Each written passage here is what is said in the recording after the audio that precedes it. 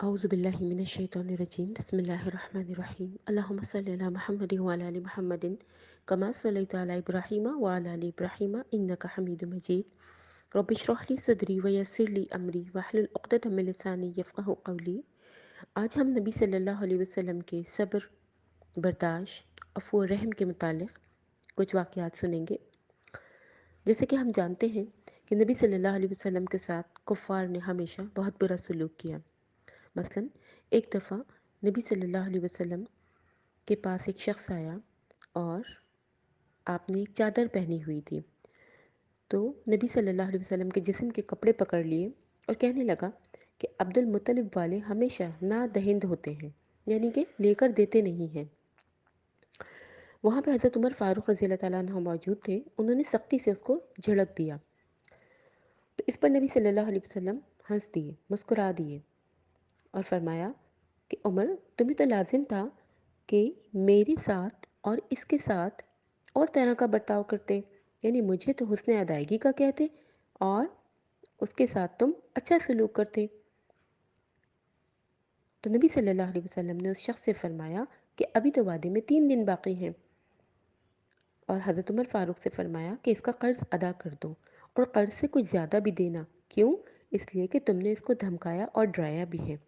اس واقعے سے ہم یہ سبق سیکھتے ہیں کہ اگر ہم کسی سے قرض لیں تو احسان کے طور پہ کچھ زیادہ بھی دے دینا چاہیے، اور اگر کسی کے ساتھ برا سلوک کریں تو اس کے ساتھ احسان کرنا چاہیے۔ نبی صلی اللہ علیہ وسلم مسکرا بھی دیے، غصہ بھی نہیں کیا، اکڑ بھی نہیں دکھائی کہ ابھی تو 3 دن باقی ہیں، ابھی سے کیوں آ گئے۔ ہمارا رویہ کیا ہوتا ہے؟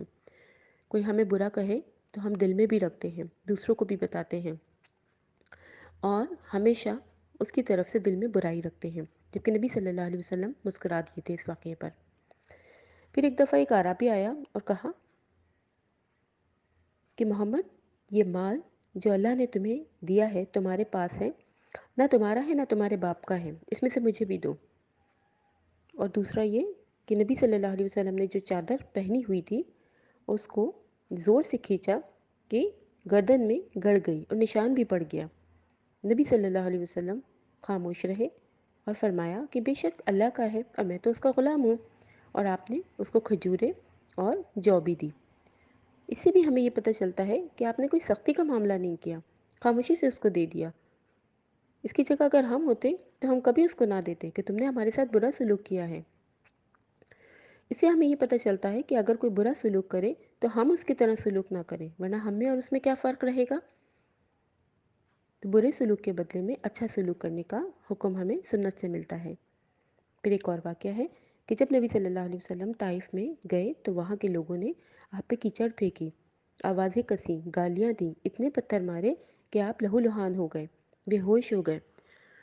پھر بھی آپ نے فرمایا کہ یہ لوگ نادان ہیں، ہو سکتا ہے ان کی اولاد میں لوگ مسلمان ہوں۔ اللہ نے حکم دیا نا کہ تم کہو اے محمد تو ابھی پہاڑوں کو ملا دیں فرشتوں کے ذریعے، لیکن نبی صلی اللہ علیہ وسلم نے منع فرمایا۔ یعنی کہ کوئی برا سلوک کرتا ہے تو بدلہ اور انتقام نہیں لینا چاہیے، بلکہ اللہ پہ معاملہ چھوڑ دینا چاہیے۔ جیسے کہ حضرت عائشہ رضی اللہ تعالیٰ عنہ فرماتی ہیں کہ اللہ کے رسول کبھی انتقام نہیں لیتے تھے۔ غزوہ احد میں جیسے کہ ہم نے پڑھا ہے کہ نبی صلی اللہ علیہ وسلم کے دانت ٹوٹ گئے تھے، کفار نے آپ کا سر پھوڑ دیا تھا، آپ کو ایک غار میں گر گئے تھے، پناہ لینی پڑی تھی، لیکن نبی صلی اللہ علیہ وسلم نے جواب میں فرمایا کہ میں لعنت کرنے والوں کے لیے نہیں بھیجا گیا۔ اور اس کے بعد نبی صلی اللہ علیہ وسلم نے ان کے لیے بھی دعا ہی فرمائی تھی۔ ہم اپنے دشمن کے لیے کبھی دعا کرتے ہیں؟ نہیں کرتے، ہم اس کے لیے ہمیشہ بد دعا کرتے ہیں، لیکن اللہ کے رسول سے ہمیں یہ بات نہیں ملتی۔ ایک دفعہ نبی صلی اللہ علیہ وسلم ایک درخت کے نیچے بیٹھے ہوئے تھے، ایک شخص آیا تلوار لے کر اور کہا کہ اب بتاؤ کون بچائے گا تمہیں، یعنی میں تو تمہیں مار دوں گا۔ نبی صلی اللہ علیہ وسلم نے فرمایا کہ میرا اللہ۔ وہ اتنا خوفزدہ ہو گیا تو اس کے ہاتھ سے تلوار چھوٹ گئی۔ نبی صلی اللہ علیہ وسلم نے فرمایا کہ اب بتاؤ تمہیں کون بچائے گا۔ وہ ڈر گیا، حیران ہو گیا، وہ سمجھا کہ اب تو میری شامت آئی ہے، میں مار دیا جاؤں گا، لیکن نبی صلی اللہ علیہ وسلم نے فرمایا جاؤ، میں بدلہ نہیں لیا کرتا۔ یہ ہوتا ہے طریقہ، یہ ہے سنت۔ ہم کہتے ہیں کہ ہم نبی صلی اللہ علیہ وسلم سے محبت کرتے ہیں، لیکن ہم بدلے میں کیا عمل کرتے ہیں؟ محبت جو ہے وہ عمل مانگتی ہے۔ کوشش کرنی چاہیے کہ ہمیں نبی صلی اللہ علیہ وسلم کی سنتوں پہ چلتے ہوئے اپنے دشمنوں کو اپنے ساتھ برا کرنے والوں کو معاف کر دینا چاہیے۔ نبی صلی اللہ علیہ وسلم کی بیٹی حضرت زینب، اس کا واقعہ بہت اہم ہے۔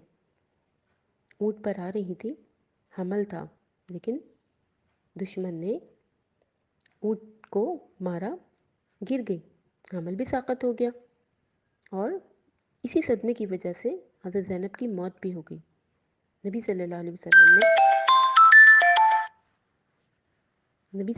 وسلم نے اس شخص کو جو دشمن تھا معاف کر دیا۔ ہبار نام تھا اس کا۔ ہم معاف کرتے ہیں اتنے بڑے واقعے کے بعد؟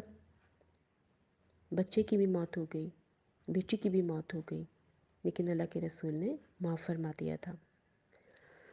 تو بہرحال ان تمام واقعات سے ہمیں جو سبق ملتا ہے وہ یہ کہ نبی صلی اللہ علیہ وسلم اپنی ذات کے لیے کبھی بدلہ نہیں لیتے تھے، ہمیشہ معاف کر دیتے تھے، سخی تھے آپ۔ ایک دفعہ یہ بھی ہوا تھا نا کہ ایک شخص نبی صلی اللہ علیہ وسلم کے پاس آیا کچھ مانگنے کے لیے، تو نبی صلی اللہ علیہ وسلم نے فرمایا کہ میرے پاس کچھ نہیں ہے، لیکن تم آتے رہنا، جب ہوگا دے دوں گا۔ وہاں پہ حضرت عمر فاروق موجود تھے۔ کہتے ہیں کہ اللہ کے رسول، اللہ نے آپ کو اس چیز کا مکلف نہیں بنایا، یعنی کہ آپ اس چیز پہ قادر نہیں ہیں، جب آپ کے پاس نہیں ہے تو آپ کیوں کہہ رہے ہیں؟ نبی صلی اللہ علیہ وسلم جو تھے وہ ناراض ہو گئے اس بات پہ، آپ کو اچھا نہیں لگا۔ تو وہاں پر جو تھے وہ ایک اور شخص موجود تھا، اس نے کہا اللہ کے رسول آپ خرچ کیجئے اور عرش والے کی کمی سے خوف میں نہ رہیے، یعنی کہ آپ خرچ کرتے رہیے، عرش والا آپ کو بہت دے گا۔ نبی صلی اللہ علیہ وسلم خوش ہو گئے، مسکرائے، آپ کا چہرہ خوشی سے دمک گیا، روشن ہو گیا، اور فرمایا مجھے اسی چیز کا حکم دیا گیا ہے، یعنی اگر میرے پاس نہیں ہوگا پھر بھی میں دوں گا۔ یہ ہے سنت۔ اللہ تعالیٰ سے دعا ہے کہ اللہ تعالیٰ ہمیں اپنے محبوب نبی صلی اللہ علیہ وسلم کی سنتوں پہ عمل کرنے والا بنائے۔ جب ہم معاشرے میں رہتے ہیں، لوگ ہمیں تنگ کرتے ہیں، برا بھلا کہتے ہیں، گالیاں دیتے ہیں، چھوٹی چھوٹی باتوں پہ تنگ کرتے ہیں، ہمارا کیا رویہ ہونا چاہیے؟ ان تمام واقعات کے بعد ہمارا رویہ یہ ہونا چاہیے کہ ہمیں خاموشی اختیار کرنی چاہیے، جواب نہیں دینا چاہیے۔ اصل دین یہی ہے کہ جو برا کرے اس کے ساتھ اچھا کرو۔ دیکھیے اچھا کرنے والوں کے ساتھ تو سب اچھے ہوتے ہیں، دینے والے کو تو سب دے دیتے ہیں۔ اصل معاملہ یہ ہے کہ برے کے ساتھ اچھا ہونا، جو نہ دے اس کو دیا جائے، یہ ہمیں سنت سے پتہ چلتا ہے۔ تو بہرحال اللہ تعالیٰ سے دعا ہے کہ اللہ تعالیٰ ہمیں دنیا میں اپنے دشمنوں اور دوستوں سب کے ساتھ بہترین سلوک کرنے کی توفیق عطا فرمائے، اور اللہ تعالیٰ ہماری زبان کو ہمارے دشمنوں کے آگے خاموش رہنے کی توفیق عطا فرمائے، نہ کہ ہم ان کے ساتھ ضد بحث کریں، لڑائی جھگڑا کریں اور گالی گلوچ کریں۔ اگر ہم دنیا میں ہی ان کے ساتھ برا سلوک کریں گے تو اس کا مطلب ہم نے اپنا بدلہ لے لیا۔ نبی صلی اللہ علیہ وسلم فرماتے ہیں نا کہ اگر تم حق پر ہو اور اگر تم خاموشی اختیار کرتے ہو، اپنے دشمن سے اپنا بدلہ نہیں لیتے، تو آخرت میں جنت کے وسط میں تم اللہ سے گھر لے لینا۔ یعنی آپ حق پر ہیں، آپ صحیح ہیں، لیکن آپ خاموش ہو گئے تو اللہ تعالیٰ آخرت میں آپ کو جنت میں بہترین گھر دیں گے۔ ایک دفعہ نبی صلی اللہ علیہ وسلم حضرت ابو بکر دونوں کھڑے ہوئے تھے۔ ایک شخص حضرت ابو بکر رضی اللہ تعالیٰ عنہ کو برا بھلا کہہ رہا تھا، حضرت ابو بکر بھی خاموش رہے، لیکن جیسے ہی حضرت ابو بکر نے ایک لفظ کہا، نبی صلی اللہ علیہ وسلم وہاں سے چلے گئے۔ حضرت ابو بکر دوڑے کہ کیا ہوا، اللہ کے رسول ناراض ہو گئے۔ نبی صلی اللہ علیہ وسلم نے فرمایا ابو بکر جب تک تم خاموش تھے فرشتہ تمہاری طرف سے جواب دے رہا تھا، اور جیسے ہی تم نے زبان سے کچھ نکالا، کچھ بولے، جواب دیا، وہاں ایک شیطان آ گیا، اور میں شیطان کے ساتھ نہیں رہتا۔ بہت اہم باتیں ہیں یہ ہمارے لیے، کیونکہ ہم معاشرے میں سب سے زیادہ آگے جس چیز میں ہیں وہ لڑائی جھگڑے، انتقام، گالی گلوچ، بدلہ لینا۔ آج سے اللہ سے ہم دعا کرتے ہیں کہ جو بھی ہمارے ساتھ برا کرے گا، ہم مسکرا کے اس کا جواب اچھا دیں گے، بدلہ نہیں لیں گے۔ وآخر دعوانا ان الحمد للہ رب العالمین۔ اللہم صلی علی محمد وعلی آل محمد کما صلیت علی ابراہیم وعلی آل ابراہیم انک حمید مجید۔ السلام علیکم ورحمۃ اللہ وبرکاتہ۔